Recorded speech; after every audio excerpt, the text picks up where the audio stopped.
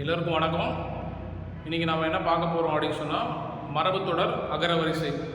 இந்த மரபுத்தொடர் அகரவரிசையிலிருந்து last time நடந்த, அதாவது 2025 நடந்த குரூப் 4லேருந்து 2 கொஸ்டின் நமக்கு கேட்டிருக்காங்க.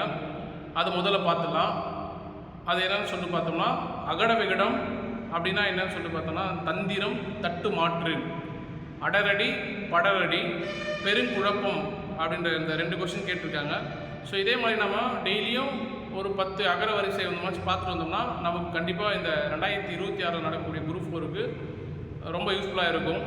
ஸோ அதன்படி பார்க்கும்போது, அகலக்கால் வைத்தல் அப்படின்னு சொன்னால் அளவு கடந்து போதல், அக்கறை பச்சை அதாவது தூரத்து பச்சை அப்படின்னு சொன்னால் பொய் தோற்றம் அப்படின்னு சொல்கிறாங்க.